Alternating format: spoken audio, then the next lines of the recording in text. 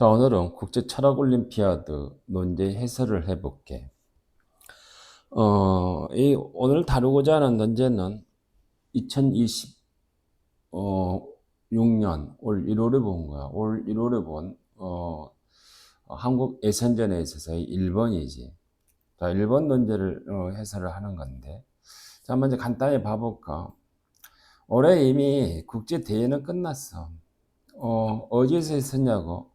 폴란드 바르샤바에서 있었다 그래. 5월 14일에서 17일. 자, 한국 대표 2명 나갔어. 작년에 비해서 올해 뭐 그렇게까지 좋은 결과를 거치는 못한 것 같아. 작년에는 한국 학생들이 1등도 하고 그랬었잖아. 올해는 둘 다 아마 장려상 정도를 받아가지고 오는 것 같아. 자, 올해 그 논제에 있어서 1번이요. 국제철학올림피아드는 항상 4개의 논제를 내서 그 중에서 하나를 골라서 쓴다는 것은 기본적으로 알고 있을 거야. 자, 오늘 해설하고자 하는 국제철학올림피아드 한국 예선전에서 첫 번째 논제는 뭐냐고 장자크 루소에서 글을 가지고 시험 문제를 냈더라고. 자, 이렇게 이야기해. 뭐라고 이야기하냐 그러면은, 자, 장자크 루소 이야기야. 사람들은 accustomed, 익숙하대. 왜 익숙하냐고? 자신들의 오두막 앞에서 어떻게 하냐? 둥그렇게 모여 앉아서, 특히 커다란 나무 아래. 자, 여기에는 커다란 나무. 우리 글을 읽으면 장자크 루소는 좋아하는 나무가 떡갈나무고, 그 다음에 존 로크는 좋아하는 나무가 쉽게 말해서 에이콘, 도토리 나무더라고. 자꾸 그러게 보더라고. 그래. 거대한 떡갈나무 아래에서 사람들이 모여서 춤추고 노래를 하네. 그리고 바로 그와 같은 것이 러브와 레저라고 하는 것이 출발하게 되어진다라고 이야기해. 유흥이라는 게 나온다는 이야기겠지. 근데 문제는 이것이 어떠냐고. 자, 여기에 있는 것처럼 이것이 불평등을 향한 첫걸음이며 동시에 악덕을 향한 첫걸음이겠다. 자, 어쨌든 사람들은 말이지. 떼거지로 모여 나와서 좀 여유가 있고 난 다음에 이야기일 거야. 딱한 나무 아래에서 자, 춤추고 노래 부르면서 서로를 갖다가 비교하게 되어지고, 그리고 그 과정 속에서 되게 자연스럽게 불평등을 향한 첫걸음이었으면서 이 불평등은 또 동시에 악덕을 향한 첫걸음이야. 이렇게 이야기한다 그래. 이걸 가지고 글쓰기를 하라 그랬더니, 자, 대부분의 학생들은 알아.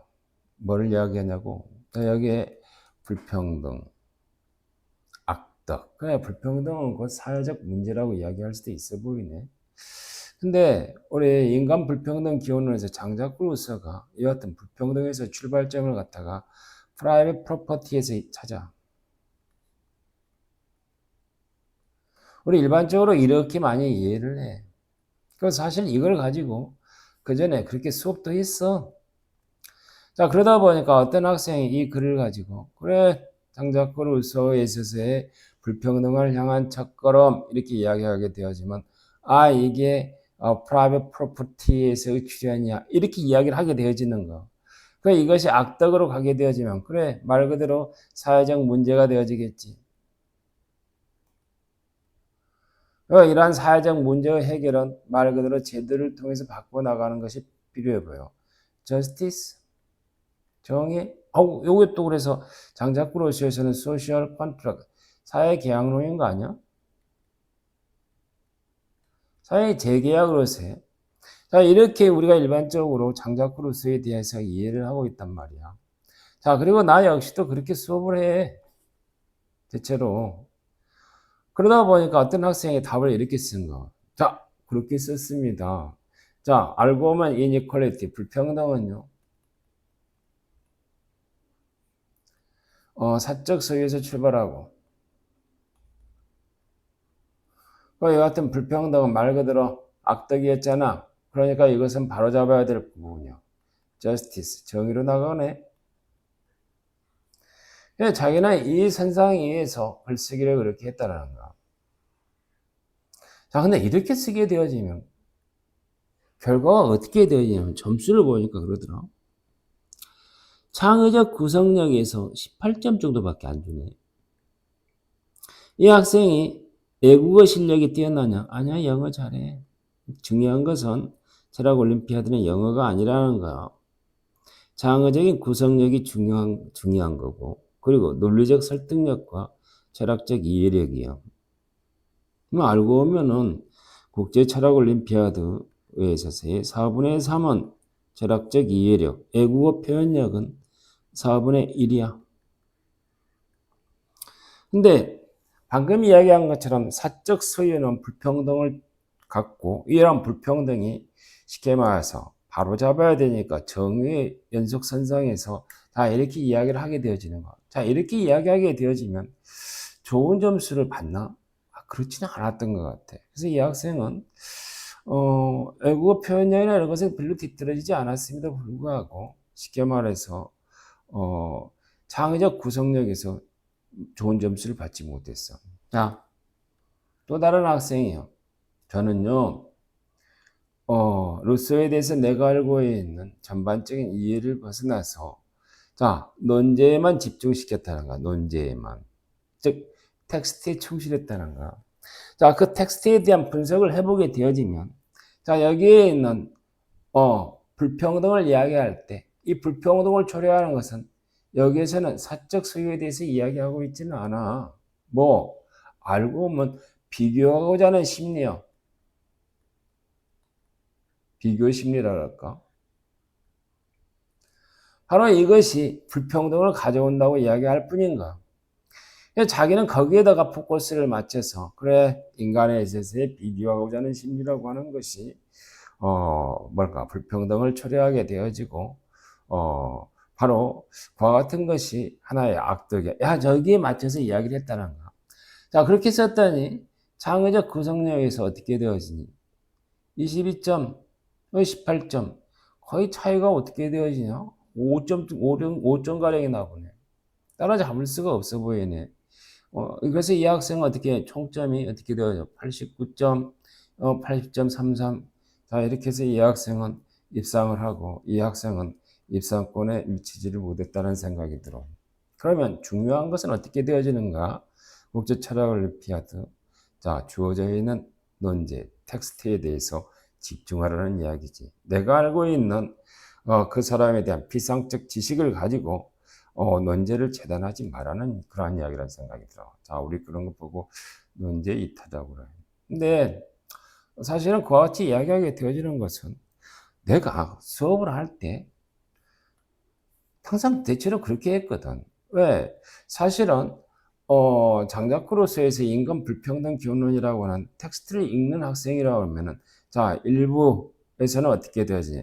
아까 비교의 심리에서 불평등이 나오고, 자, 인간 불평등 교훈은 2부에 있어서는, 자, 그 비교라고 하는 것이 무엇을 가져오냐고 하면 사적 소유로 나아가게 되어지고, 바로 그것이 궁극적으로 사회적 문제야, 이런 형태로 이야기를 해. 근데 수업을 할 때는 내 1부 말고 대체로 2부의 포인트를 맞춰서 이야기해. 이건 이 앞에 소유에 관한 서로 다른 견해라고 하는 유튜브 내에서도 존 로크와 그 다음에 장자크 루소와 칼 막스에 있어서의 뭐라 그럴까, 소유 개념에 대한 차이를 가지고 강의를 한 적이 하나 있어. 근데 그때 거기에서 이렇게 이야기를 했었다고. 이 두 사람이 말이지, 불평등을 사적 소유에서, 그 사회적 측면에서 불평등을 여기에서 출발하는 것은 맞아 보여. 자, 근데 이 불평등에 대한 해소를 이야기할 때, 루소는 이것을 갖다가 하나의 인스팅트, 즉, 소유에 대한 본능은, 소유에 대한 것은 하나의 본능이라고 이야기를 한 거야. 본능은 어떻게 되어지니? 싸움하는 사람이 바보라 그랬어. 없어지지 않아. 그러니까 소유에 대한 그 본능은 어떻게 되어져? 사회적 문제를 초래한다고 할지라도 그것은 철폐하는 것이 아니라 어떻게 되어져? 조정해야 되니까 리컨트랙트로 가요. 그래서 개혁주의자와 같아. 근데 그에 반해서 칼 막스는 어떻게 되어지니? 특히 이성적인 사람이라고 했잖아. 우리 이성적인 사람들은 항상 발본색원을 좋아해. 원래 한자를 잘 안 하니까 발본색원이 뭔 말인지를 모를 거야. 본, 뿌리를 뽑고 물이 나오는 원래의 원천을 막는 거야. 당연히 사적 소유는 불평등을 초래하고 이 불평등이 궁극적으로 많은 악덕이랄까 사회적 문제를 야기하게 되어진다. 그러면 칼 마르크스에 있어서는 사적 소유에서 전면적 철폐로 해서 혁명가로 나아가는 길이요. 자, 그 전에 내가 소유에 대한 서로 다른 견해를 가지고 로크와 루소와 그 다음에 칼 마르크스를 가지고 이야기할 때 이 부분을 이야기한 거예요. 우리 앞에 있는 학생은 불평등, 사적 소유, 말 그대로 악덕, 그러니까 바로잡기 위해서 어떻게 되어지니 재계약을 통해서 정의를 실현하는 것이 답이네. 이렇게 이해를 하게 되어져. 자, 그렇게 되어지면 너무 스테레오타입한 답안을 갖다가 쓰게 되어지고, 그렇게 되어지면 자, 채점하는 사람들은 학생이 주어져 있는 논제에 별로 충실하지 않다는 생각 때문에 아까 이야기한 창의적 구성력에서 좀 나쁜 점수를 줬다는 생각이 들어요. 그래서 바로 그렇게 가지 말라는 거. 불평등, 정의 이렇게 이야기하지 말라고. 중요한 것은 텍스트가 실제로 묻는 질문에 어떻게 되어지니 여기에 집중을 하라는 거. 비교하자고 하는 심리라고 하는 것이 불평등에 가는 첫 번째 스텝인 거예요. 그리고 그래서 바로 그거에 대해서 주목을 해달라고 하는 거야. 그래서 원래 이 글에 있어서의 이치라고 하는 걸 한번 찾아볼까? 이 글에 있어서 이상이랄까? 자, 루소는 인간 불평등 교훈론이라고 하는 책을 썼는데 팜플렛이라고 이야기하지. 자, 그 팜플렛은 크게 두 부분으로 나누어지는데 첫 번째가 자연 상태의 인간이요. 자연 상태에서의 인간은 말이야 고독하지만 자족적인 존재래. 우리 이것만 딱 들어봐도 자연 상태에서의 인간은 말이지 상호간에 있어서 욕심에 가득 차 있기 때문에 어떻게 되어지니 만인에 대한 만인의 투쟁으로서 치고받고 해. 그래서 우리는 사회계약으로 나가야 되라고 홉스라고 하는 사람하고 전혀 다른 견해를 갖다가 슬쩍 이야기하고 있다는 생각이 들어요. 자, 그런데 이제 이러한 자연 상태의 인간이 쉽게 말해서 모여 사회를 형성하려고 그런다 그런 거야. 근데 이러한 과정 속에서 되게 자연스럽게 서로 간에서 비교하게 되어지고 그 과정 속에서 어떻게 되어지? 허영심, 수치심이라는 것이 생각이 되어져. 자, 이 논제는 여기에서 출현한 거야. 그 다음에 인간 불평등 교훈론 2부에서는 이제 자 사회가 구축되어지고 난 다음에 소유가 하나에서 제도로 이루어지고 그리고 그 사회에서 불평등은 하나의 구조로 자리 잡게 되어지고 이 불평등을 어떻게 되어지니 구현해주기 위해서 나오는 것이 법과 국가라는 것이 나오는 거야. 뭐 이런 형태로 이야기를 하고 있다는 거야. 근데 앞에서 이야기한 사적 소유에 대한 불평등과 그리고 그에 대한 정의에서 확률이 필요해 이런 것은 바로 요 2부에 있는 이쪽 부분을 갖다가 주로 다루었다는 생각이 들어. 근데 우리 논제는 그것이 아니라는 거야. 여기에 주목을 해달라는 거야. 자, 그러면 봐보자. 장자크 루소는 이렇게 이야기했어. 우리 인간은 자연 상태에 있어서의 내추럴한 셀프 러브라고 하는 자기애라는 것이 있어.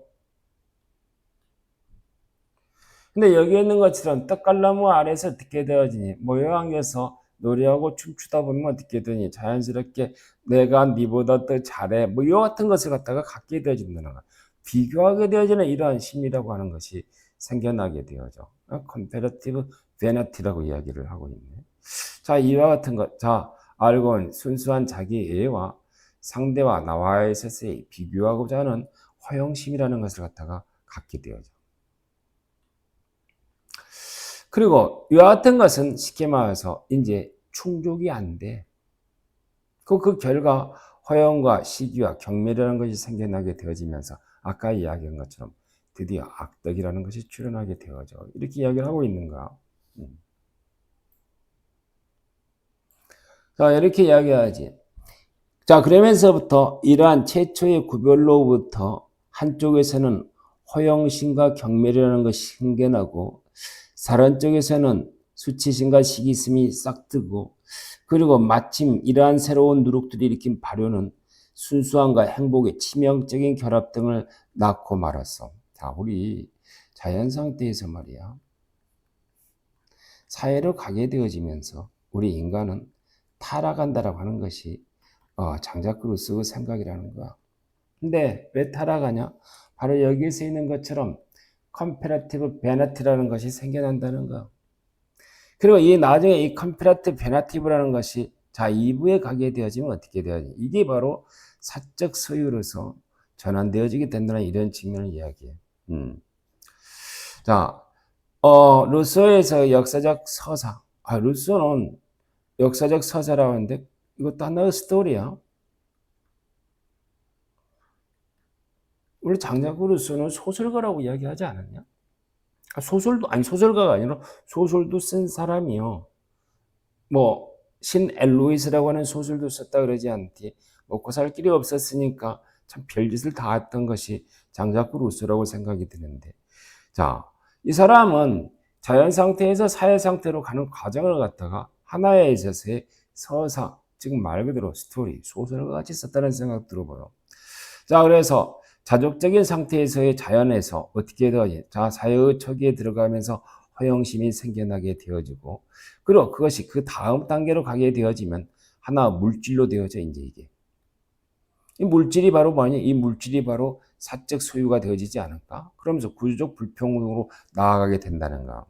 인간은 비교하는 존재라는 거야. 혼자 있을 때는 자연 상태에 있어서의 자족적인 고립되어지는, 혼자로 있을 때는 몸 비교를 하겠니? 그렇지만 사회를 갖다 이루는 그 순간부터 어떻게 되어져? 비교하게 되어지고, 자, 서로를 바라보고 상대에게 보여주고 싶어지고, 그러고 난 다음에 그때 따른 평판에다가 스스로 가치를 부여하게 되어져.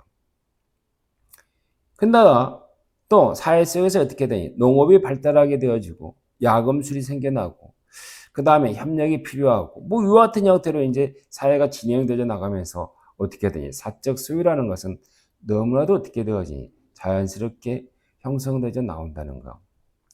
그래서 이와 같은 아까 이야기한 이제 컴패러티브 베너티라고 하는 그 비교적 허용심이라는 것이 땅과 재와 숫자로서 측정이 가능해 되지고, 바로 이것을 갖다가 제도화하게 되진다는 거. 법이 소유자를 보호하고 그러면서 그 과정에서 불평등이 고착하게 되어져. 이렇게 이야기를 하는 거. 자, 그래서 이 같은 불평등을 바로잡기 위한 사회계약을 이야기하는 것이 장자크 루소예요.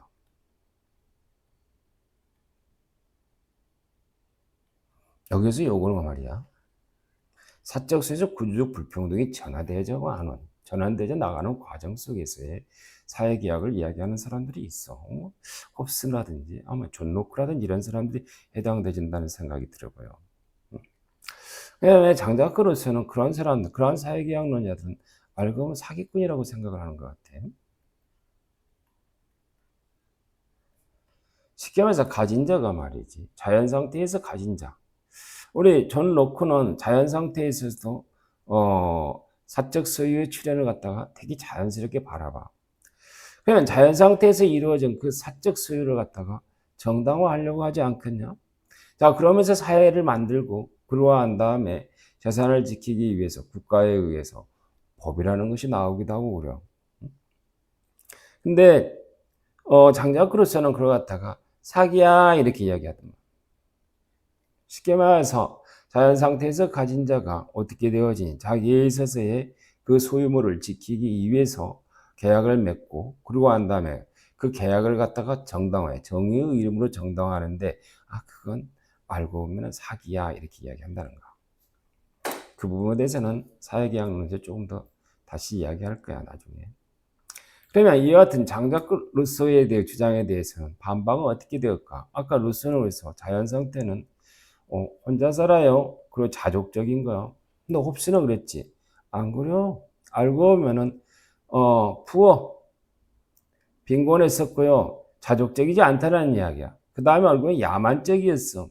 또 일찍 죽어요. 또 그러니까 알고 보면 자연 상태가 전쟁의 상태라고 이야기하는 거야. 그래 루소에서의 자연인은 낭만적인 허구에 불과해. 뭐 이런 형태로 이야기를 한다는 거야. 루소에 있어서의 자, 그와 같은 것은 원인과 결과를 뒤집은 거야. 이렇게 이야기할 수 있어. 자, 그 다음에 루소에 대한 또 하나에서 반박으로서는 존 로크도 있어. 존 로크는 사적 소유라고 하는 것은 자유에 있어서의 기반이 되어진다고 본 거야. 노동에 있어서의 노동 가치라고 이야기하지. 노동을 통한 소유에서 출현이라는 것을 갖다가 이야기하지 않디. 자, 모든 사람은 자기 자신에 있어서의 퍼슨이랄까, 인신이랄까, 자기의 신체에 대한 소유를 가지고 있고, 그 소유, 자기의 신체에 있어서의 레이버, 노동을 통해서 소유권이 출현한다라고 이야기하지 않디. 그치? 자, 그렇게 이야기하면서 이 같은 사적 소유가 자유 물질적 기반을 가져오고 또 한편으로 이것이 궁극적으로 우리의 삶을 갖다가 풍요롭게 할 거라고 이야기를 한 거예요. 루소하고 전혀 다른 견해를 가지고 있다는 생각이 들어 보인다. 그래서 루소는 소유가 없는 평등이라는 것은 모두 빈곤이요. 근데 루소는 뭐라고 이야기할까? 소유라고 하는 것은 본능적으로 생겨나는 과정이지만 실질적으로 그 같은 것은 바로 뭐니? 컴패러티브 베너티라고 이야기하지 않디. 비교에서 허영심에서 출현한 거라고 생각을 한다는 거야. 당연히 루소는 어떻게 되냐? 소유에 대해서 긍정적 측면을 가지고 있지 않아. 왜? 컴패러티브 베너티에서 허용되어진 것, 나온 것. 그렇지만 이것을 갖다가 그것이 없는 상태로 되돌린다라고 하는 것은 불가능하다고 생각한 거야. 그래서 왜 이제 하나에 있어서 우리는 사회 속에서 그걸 본능과 같이 받아들이고 있기 때문에. 그래서 우리는 그 소유가 가지고 있는 문제를 갖다가 해결하기 위해서는 리컨트럭트라고 할까? 자, 재계약을 통해서 문제를 해결하는 방식을 취해야 돼. 이렇게 이야기를 하고 있는 거라고. 그래서 그 부분에 대해서도 이야기할 수도 있고, 또 한편으로는 비교하고 경쟁하는 것은 그렇게 나쁜 거냐? 그렇게 생각하지 않는 사람들이 있다는가? 우리 아담 스미스가 곡포럼에서 그렇게 이야기하지 않디? 뭐라고? 시장에서 자유로운 경쟁이라고 하는 것. 경쟁은 사실 비교할 거 아니야? 남들보다 더 많이 가지고 가려는 이기심일 수도 있어 보이고. 자, 이와 같은 것이 궁극적으로 어떻게 되어지는 거냐, 보면은. 국부에서 증진을 가져와. 즉, 사회 전체의 번영을 가져오는 거. 그리고 루소가 그래서 악이라고 부른 것이 스미스에게는 번영에서 동력이라고도 이야기할 수 있어. 또 타인에서의 시선을 의식하는 것. 바로 이것이 우리에서 뭐라 그러냐? 엠퍼시, 심퍼시라 할까? 공감을 가져온다 그러지 않지. 어떻게 보면 아담 스미스는 윤리학적인 측면에서 타인과의 비교를 통해서 이루어지는 공감이라고 하는 것이 말이죠. 타인의 입장에서 보는 바로 이것이 윤리의 원천이기도 하고요. 또 한편은 비교를 통해서 더 많은 것을 가져오려고 하는 것이 사회 전체의 번영을 가져온다고 생각을 한다는 거. 루스하고 전혀 견해가 달라 보인다. 하나는 비교가 타락이라고 생각한다 그러면 아니죠. 비교를 통해서 우리는 공감할 수 있고 비교를 통해서 우리는 국부의 증진을 가져올 수 있어. 이렇게 이야기한다는 거. 또 한편으로는 해겔이라는 사람도 그래요. 자, 여기에 있는 것도 스트러글 폴 레코니션이라고 인정투쟁이라고 이야기하고 있네. 타인에게 인정받으려는 욕구가 궁극적으로 자기의식의 발달 과정이요. 왜? 인간에 있어서의 자기의식이라 그럴까? 자, 이와 같은 형성 과정은 어떻게 되니? 사회의 속에서 타인에게 인정받음으로써 뭔가 그것이 발달되어지고 궁극적으로 자기에 대한 완성으로 가는 것 아니에요? 이렇게 이야기한다는 거. 그래서 역사는 타락이 아니라 자유의 실현 과정이요. 근데 저 사람은 말이지 자연 상태가 최고의 것이고 사회에 진입해서 들어오는 과정은 궁극적으로 즉 문명의 과정은 타락이라고 이야기를 하는 게 루소라고 그랬잖아. 전혀 다른 견해를 가지고 있다는 생각이 들어 보이네. 자, 그래서 이렇게 봐보자. 루소 입장은 욕망을 제거하는 거에 포인트가 맞춰져 있어. 제거가 잘 안 될 것 같아요. 이미 우리는 사회 속으로 들어오니까. 그러면 욕망을 제거할 수는 없어 보이니까 욕망을 어떻게 되어지니? 쉽게 말해서 사회 계약을 통해서 서로 간에 제거하는 것이 그 다음에서 수단이겠지. 근데 스미스나 해겔 같은 경우는 욕망을 제거해요. 그건 거짓의 거거나 아니면 사회에 있어서의 미발달이라 그럴까? 낙으로서 기결되진다라는 생각이 들어요. 차라리 이 글을 쓴다 그러면은 자, 불평등을 해소하고 그리고 그 같은 것은 정의로 가서 정의의 문제를 이야기하는 것이 아니라 바로 이런 측면에 있어서의 글을 갖다가 정리를 해주는 것이 쟤도 바람직해 보이지 않냐? 이런 거라는 거야. 자, 봐볼까? 에세이 그럼 어떻게 쓰라고? 이렇게 봐보자. 루소는 이렇게 이야기하겠다. 이렇게. 타인의 인정과 비교에 대한 컴패러티브 페너티를 갖다 제거하고 자, 자연으로 복귀. A씨, 근데 자연으로 어떻게 복귀가 되겠냐? 궁극적으로 어떻게 되니? 재계약을 통한 어떤 교정이라는 것이 필요해 보인다는 생각을 갖는 것이 루소일까? 근데 타인의 인정과 비교에 대한 인간의 욕망? 이건 한편으로는 사회에서 동력이야. 그래서 로코는 이것을 갖다가 소유권의 확정을 통했을 때만이 우리가 살고 있는 세계에 있어서의 풍요를 가져올 수 있다고 본 거. 자, 우리 이건 그대로 누구에게 가냐? 아담 스미스는 내가는가? 그리고 또 한편으로 이거 역시도 해결에게도 그대로 이야기하는 거냐. 타인의 인정 욕구라고 하는 것. 타인으로부터 인정받고자 하는 욕망, 욕구. 바로 이러한 것이 어떻게 되어지니? 우리가 살고 있는 세계에서 발전을 가져오는 것. 이렇게 되어진다라고 이야기할 수 있어. 차라리 에세이에서 포인트를 이런 형태로 잡고 글쓰기를 해주는 것이 낫다라는 것이지. 자, 그 다음에 봐보자. 그래서 이 루소의 글을 갖다가 이런 형태로 홉스나 로크, 스미스, 헤겔 중 하나를 선택해서 루소와 대결 구도를 갖추면서 글쓰기를 해주는 것이 저도 좋은 평가를 받을 수 있을 거란 생각이 들어보여. 스테레오타입으로 쉽게 말해서 루소가 불평등 그랬으나 사적 소유 나빠. 그러니까 어떻게 되니? 그것이 초래하는 문제는 바로 정의로 도식적으로 연결을 짓지 말라는 거야. 자, 첫 번째 논제에 대한 해설은 여기까지 하는 걸로 할게. 그리고 매주 하나씩 국제철학 올림피아드 논제를 해설을 하는 걸로 수업의 방향을 그렇게 잡아볼게.